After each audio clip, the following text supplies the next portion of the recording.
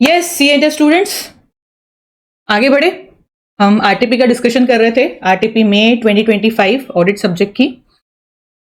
हमने already questions कर लिए हैं, तो आई होप आपने वो क्वेश्चंस के वीडियोस देख लिए होंगे। ठीक है, नहीं देखे होंगे तो उसकी प्लेलिस्ट की लिंक मैंने डिस्क्रिप्शन में दी है, आप वहां पे जाके देख सकते हो। तो आपको बाकी के क्वेश्चंस भी अच्छे से पढ़ने और समझने मिल जाएंगे। ठीक है, सिंपल, आपको पता है इसका यूज कैसे करना है। आपको हेडफोन्स लगा के सुनना है सिर्फ। ठीक है, तो आपका एक क्वेश्चन और कॉन्सेप्ट हो जाएगा, और ऐसे करते करके आपके काफी क्वेश्चंस कवर हो जाएंगे जो आप बाय द वे शायद ना करो। ये आपको पढ़ने से फुर्सत का है ना, रिवीजन है, ओरिजिनली पहले चैप्टर्स कंप्लीट करने हैं। ठीक है, तो इस सीरीज का आपको बहुत अच्छे से फायदा होगा। तो उसको, अगर आपको वीडियो पसंद आ रहा है तो डू लाइक दिस वीडियो, और अगर चैनल पे नए हो तो उसको सब्सक्राइब करना मत भूलना। ओके, एंड आपके दोस्तों में भी ये वीडियो शेयर करो ताकि वो भी क्वेश्चंस के साथ प्रिपेयर हो जाए। ठीक है, तो हम अभी ये वाला क्वेश्चन करने वाले हैं related to audit documentation. 5th chapter से रिलेटेड क्वेश्चन में नहीं ले रही हूँ क्योंकि वो डायरेक्ट है, थोड़ा ऊपर देख लेते हैं। डायरेक्ट क्वेश्चन है, सब कुछ समझने जैसा नहीं है। Of course if you know that concept तो वो आपको ऑफकोर्स आएगा। सिंपल, उसने ट्रेड पेएबल से रिलेटेड तुम क्या ऑडिट प्रोसीजर्स परफॉर्म करोगे रिलेटेड टू इट्स वैल्यूएशन, कि जो अगर ट्रेड पेएबल 10 लाख का है तो 10 लाख कंफर्म करने के लिए तुम क्या ऑडिट प्रोसीजर्स करोगे, वो सिंपली उसमें लिखना है। 3-4 ऑडिट प्रोसीजर्स है। ठीक है, तो हम जब आंसर पे जाएंगे तो उसको भी थोड़ा सा देख लेंगे, पर अदरवाइज इससे उसमें कुछ समझने जैसा नहीं है। अगर आपको ट्रेड पेएबल्स के ऑडिट प्रोसीजर्स लर्न है तो आप इजीली कर सकते हो। ठीक है, के बाद ऑडिट डॉक्यूमेंटेशन, ये सबसे छोटा चैप्टर है। ठीक है, हम जनरली इसको छोड़ देते हैं, बट आया तो थोड़ा आप क्वेश्चन तो करके जा ही सकते हो ना। अगर ये क्वेश्चन आ गया तो आपको, और इजी क्वेश्चन है, ऐसा कुछ नहीं है। ठीक है, चलो क्वेश्चन पढ़े। CAPQ has prepared audit documentation of entity describing nature, timing and extent of audit procedures performed during the course of audit. In documenting nature, timing and extent of audit procedures performed, which matters shall be recorded? अब ma'am बोलेंगे ये भी तो direct question है, but इसको आपको click हो गया, क्या लिखना है? क्लिक हो गया, क्या पूछ रहा है पहली बात तो। ठीक है, तो क्लिक हुआ तो अच्छी बात है, उस कमेंट में यस लिख दीजिए। अगर नहीं हुआ है तो फिर जरा सुन लीजिए। ठीक है, आगे भी क्वेश्चन पढ़ लेते हैं। He is also of the view that such documentation alone, as described above, meets requirements of standards on auditing. Comment upon the validity of his views. तो क्वेश्चन पहले समझते हैं क्या बोल रहा है। पीकू ने एक कंपनी का ऑडिट किया, एंटिटी का ऑडिट किया। ठीक है, उसने जो भी ऑडिट प्रोसीजर्स परफॉर्म की उसको उसने डॉक्यूमेंट करके रखा। ठीक है, अब ये पूछ रहे हैं कि उसको क्या क्या उस डॉक्यूमेंटेशन में क्या क्या चीजें रिकॉर्ड होनी चाहिए, ये पहला क्वेश्चन है। दूसरा क्वेश्चन क्या बोलता है कि पीकू का ये व्यू है कि जो मैंने, मतलब बस नेचर, टाइमिंग एंड एक्सटेंड मैंने करके रख दिया, या जितने भी ऊपर तुम मैटर्स अभी लिखोगे, पहले क्वेश्चन का आंसर है, तो वो जो आंसर है बस उतना ही तुम्हें डॉक्यूमेंट करना है, उसके अलावा और कुछ डॉक्यूमेंट करने की जरूरत नहीं है एज पर ऐसे। अभी ऐसे शुरुआत है कि कौन सा ऐसे लगता है। ठीक है, तो ये व्यू सही है या नहीं, इन दोनों पे हमें कमेंट करना है। ठीक है, तो जितना मैं समझती हूं बच्चों को ये बाउंस हो जाएगा कि इसका आंसर क्या आने वाला है। ठीक है, इसीलिए मैंने, भले ये कहीं ना कहीं डायरेक्ट क्वेश्चन ही है, बट मैंने इसको लिया है। चलो आंसर की तरफ बढ़ते। ये देखो, ये पहले इसका आंसर था ऑडिट प्रोसीजर। क्या क्या उसने बोला है? Review the process followed by company to identify if any old credit balances need to be write off. जो 10 लाख के कुछ ऐसे तो नहीं, सालों से चलते आ रहे हैं, उसको राइट ऑफ करने की, राइट बैक करने की जरूरत है। एजिंग पूछा है। ठीक है, और इसमें से कितने कितने डिस्प्यूटेड है, कोई क्लेम, कोई मतलब लिटिगेशन के अंडर तो नहीं है। ठीक है, उसके बाद और क्या चेक करेंगे हम? Check that write backs in the trade payable properly approve किए गए हैं या नहीं, जो भी साल भर में राइट बैक्स हुए ट्रेड पेएबल्स में। उसके बाद फॉरेन ट्रेड, मतलब जो भी फॉरेन ट्रांजैक्शंस तुमने किए होंगे उनको तुमने बराबर वैल्यू किया है या नहीं, वो चेक करेंगे। ठीक है, और क्या बोला है कि understand management's process to identify the principal amount and interest due there on remaining unpaid to any micro small. अब ये वाला सेंटेंस आपको नहीं समझ में आया तो भी, या नहीं याद रहेगा तो भी, 2-3 तो भी आप लिख सकते हो। ठीक है, तो आपको वो प्रोसीजर्स याद होनी चाहिए।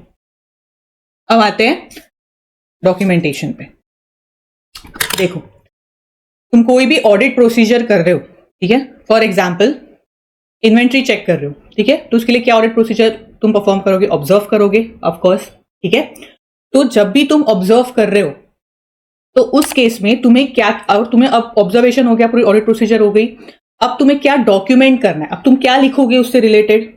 उससे रिलेटेड क्या लिखोगे कि तुमने कौन सी ऑडिट प्रोसीजर की, ठीक है, किस चीज पे ऑडिट प्रोसीजर की, कब की, कैसे की, ये सब लिखोगे, ठीक है। वही चीज उसने बोली है, बट इसमें एडिशनल चीज उसने क्या बोली है, ठीक है। पहली चीज उसने क्या बोली है, identifying characteristics of the specific items और मैटर्स। अभी तुम सिंपल टेक्स्ट पढ़ोगे ना तो तुम्हें बहुत डिफिकल्टी होगी, तुम्हें हमेशा एग्जाम्पल साथ में जोड़ना पड़ेगा, ठीक है। कौन सी ऑडिट प्रोसीजर परफॉर्म की, कौन से टाइमिंग पे, किस एक्सटेंट पे, एक्सटेंट मतलब कि कितने टायर, सपोज टायर तुम चेक कर रहे हो, इन्वेंट्री तुम्हारी टायर्स है तो टायर, कितने टायर तुमने चेक किए, ठीक है, या कितने invoices, number of invoices check किए, दैट इज एक्सटेंट, ठीक है। तो उसमें तुमने स्पेसिफिकली क्या चेक किया। डॉक्यूमेंटेशन ऊपर ऊपर से नहीं बनते, उसको पढ़ के पता चलना चाहिए कि तुमने एक्चुअली क्या काम किया है, that is called audit documentation, ठीक है। तो ऑडिट प्रोसीजर में सिर्फ इतना लिख के नहीं होता है कि मैंने सिर्फ ऑब्जर्व किया, मैंने टायर्स को गिना, ठीक है, या मैंने 25,000 टायर्स को गिना। उसमें तुमने एक्चुअली क्या क्या देखे, फिर उसमें तुमने डैमेज टायर्स देखे क्या, ठीक है, फटे हुए टायर्स देखे क्या, फिर तुमने उसमें कौन से मतलब मोटे टायर्स देखे, पतले टायर्स देखे, तो उसका स्पेसिफिक आइडेंटिफिकेशन क्या था, क्या क्या चीजें तुमने एक्चुअली से इनवॉइस चेक किया, उसमें क्या चेक किया, डेट चेक की, नाम चेक किया, अमाउंट चेक किया, क्या क्या चेक किया, वो भी चीज इसमें आती है, ठीक है। दूसरी बात, किसने चेक किया।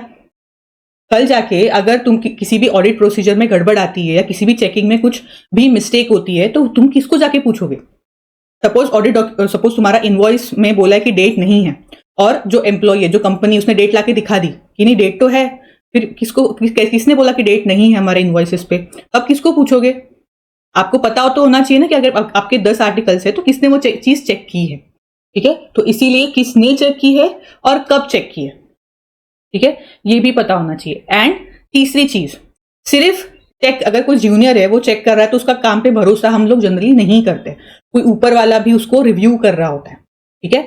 तो वो भी चीज हमें मतलब लिख के रखनी कि इसने किसको रिव्यू, ऐसा नहीं होना चाहिए कि जो छोटा वाला जो जूनियर है उसने बोला कि मैंने तो इनको दिखाया था, इन्होंने तो सब बोला ठीक है, इससे ज्यादा कुछ चेक करने की जरूरत नहीं है, और फिर मैंने छोड़ दिया। तो नाम डालने से पहले कोई भी रिस्पॉन्सिबल पर्सन होना जिसको नॉलेज है, ठीक है, कि ये ऑडिट प्रोसीजर में ये देखा जाता है, ठीक है, एंड उसकी साइन हो, बोल सकते हो, या वो इतना रिस्पॉन्सिबल है तो उसको हम डायरेक्टली जाके पूछ पाए, ऐसा बंदा वो रिस्पॉन्सिबल होना चाहिए। इसीलिए किसने परफॉर्म किया, किसने रिव्यू किया, ये दोनों चीजें भी ऑडिट प्रोसीजर में डॉक्यूमेंट करना जरूरी है, ताकि उस प्रोसीजर के बारे में किसी से भी हम पूछे या कोई भी डाउट लेके आए कि तुमने ये क्या मिस्टेक्स निकाली है, ठीक है, किसने बोला ये सब है नहीं, तो किसने बोला वो हमें पता होना चाहिए, हम डायरेक्ट जाके उसको पूछे, उस आर्टिकल को पूछे या जिसने वो रिव्यू किया उसको पूछे, ठीक है। तो ये थोड़ा आपको एग्जाम्पल के थ्रू, आपको जो भी चीज आपको डिफिकल्ट लगती है थोड़ा उसको एग्जाम्पल के साथ आपको मैच करना पड़ेगा, क्योंकि इस क्वेश्चन का आपको डायरेक्ट आंसर क्लिक होने के चांसेस बहुत कम है, ठीक है। ये हो गया पहले का आंसर। अब दूसरा उसने क्या बोला है कि इतनी ये जो 2-4 चीजें लिखी है ऑडिट प्रोसीजर के बारे में, बस इतनी ही काफी है, किसके अकॉर्डिंग, स्टैंडर्ड्स के अकॉर्डिंग। अब इसका स्टैंडर्ड आपको पता होना चाहिए, कौन सा स्टैंडर्ड है, ऐसे 230, ठीक है। तो ऐसे 230 के हिसाब से इतनी ही डॉक्यूमेंटेशन काफी है क्या, ठीक है। सिर्फ तुमने ये बोल दिया कि इससे परफॉर्म किया, इसमें हमने ये चेक किया, दैट्स इट। अरे बट क्यों किया था, उसका क्या हुआ आगे, ठीक है। तो जब भी ऑडिट डॉक्यूमेंटेशन के बारे में बात हो, हमें उसको इस तरह से प्रिपेयर करना पड़ता है कि कोई भी ऑडिटर हो, एक्सपीरियंस ही ऑफ कोर्स, कोई भी बंदा नहीं बोल सकती हूं मैं, कोई भी एक्सपीरियंस ऑडिटर हो तो उसको पता होना चाहिए कि इस ऑडिट प्रोसीजर का एंड रिजल्ट क्या निकला, ठीक है। तो सिर्फ तुम्हें नेचर, टाइमिंग एंड एक्सटेंड ही नहीं, तुम्हें उस ऑडिट प्रोसीजर का क्या हुआ, what's the result, what's the mistakes you have find out, ठीक है, वो पता होना चाहिए। प्लस एविडेंसेस क्या जमा किए। अब एविडेंसेस मतलब क्या, कि तुमने उस इन्वेंट्री का फोटो खींचा जो डैमेज थी, या तुमने उस इनवॉइसेस का कॉपी बनाया, ठीक है, उसकी कॉपी तुम्हारे पास है कि जो भी जिस इनवॉइसेस में गड़बड़ थी उसको तुमने जेरोक्स करवा के अपने पास रख लिया, what is the evidence you have, ठीक है, वो भी उस तुम्हारे डॉक्यूमेंटेशन में जमा होना चाहिए। प्लस अगर उसमें कोई इंपॉर्टेंट मैटर था, significant matter arising during the audit, उसका कंक्लूजन, ठीक है, और उसमें तुमने क्या सोच के वो कंक्लूजन निकाला, ठीक है। अगर फॉर एग्जाम्पल तुमने डैमेज टायर्स के बारे में मैनेजमेंट को कुछ बोला कि तुम उसका क्या कर रहे हो, ठीक है, उसको तुम कैसे ठीक करने वाले हो, या उसका कोई तुम्हें गारंटी वारंटी कुछ है क्या, ठीक है, कैसे तुम उसको स्क्रैप करने वाले हो, तो ये चीज तुमने जो भी मैनेजमेंट के साथ डिस्कस की, उसका जो कंक्लूजन निकला और उसका जो फाइनली फाइनेंशियल स्टेटमेंट में जो असर होने वाला है, वो सब कुछ तुम्हें उसमें लिखना पड़ता है, उस प्रोसीजर से रिलेटेड, ऐसा नहीं रैंडम कुछ भी नहीं, पर्टिकुलर प्रोसीजर से रिलेटेड क्या सिग्निफिकेंट मैटर्स आए वो भी, उसको भी तुम्हें अकाउंट फॉर करना पड़ेगा, ताकि किसी भी एक्सपीरियंस ऑडिटर को ये फुल फ्लेज मिल सके। ये नॉर्मल प्रोसीजर्स परफॉर्म की, उसका रिजल्ट ये निकला, उसमें जो भी गलतियां थी उसके एविडेंसेस ये हैं, ठीक है, एंड लास्टली उसमें ये इंपॉर्टेंट मैटर्स हुए जिसका हमने कंक्लूजन ये निकाला, दैट्स इट, ठीक है। तो वही लिखा है कि thus all above matters shall be recorded to meet requirements of SA 230. Documenting nature, timing and extent alone does not meet requirements of SA. So therefore PQView is not valid. अब जब भी आप आंसर लिखो ना, कुछ कुछ क्या करेंगे कि ये पहला और ये दूसरा इतना ही लिख के छोड़ देंगे, ठीक है। तो आपको पूरे पूरे मार्क्स नहीं मिलेंगे। आपको ये चीज लिखनी बहुत जरूरी है, क्योंकि एक्चुअल जो सेकंड क्वेश्चन पूछा गया है वो आपको यही पूछा गया है कि ये सेंटेंस उसका वैलिड है या नहीं। तो don't forget to write the whole answer, ठीक है। घाई घाई में बस पॉइंट्स लिख के याद आया मैम ने पढ़ाया था याद आया, पॉइंट लिख दिया खत्म करो, नहीं।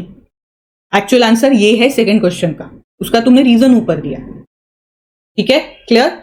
तो आई होप ये थोड़े से बाउंसर जो क्वेश्चन है जो जल्दी हमें याद नहीं रहते, उसको तुम थोड़ा सा एग्जाम्पल के साथ याद रखोगे तो it will be better for you. Otherwise तुम प्लेन टेक्स्ट पढ़ते जाओगे तो तुम्हें बहुत डिफिकल्टी होगी।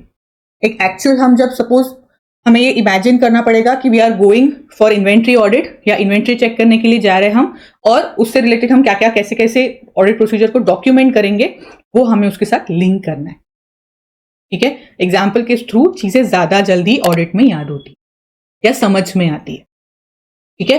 तो आई होप आपको समझ में आ गया होगा कि किस तरह से आपको ये बाउंसर क्वेश्चंस को पढ़ना है, समझना है, और ये क्वेश्चन भी आपको समझ में आ गया होगा। दो ये छोटा चैप्टर है, बट अगर सिंपल है क्वेश्चन याद आ सकता है तो क्यों छोड़ के जाना, यू नेवर नो, एक एक क्वेश्चन एक एक मार्क बहुत इंपॉर्टेंट हो जाता है, ठीक है। So thank you for watching. अगर आपको वीडियो पसंद आया है तो डू लाइक दिस वीडियो, ठीक है, एंड आपको ये वीडियो अपने दोस्तों के साथ जरूर शेयर करना है ताकि उनको भी इसका फायदा मिले, ठीक है। Thank you so much for watching.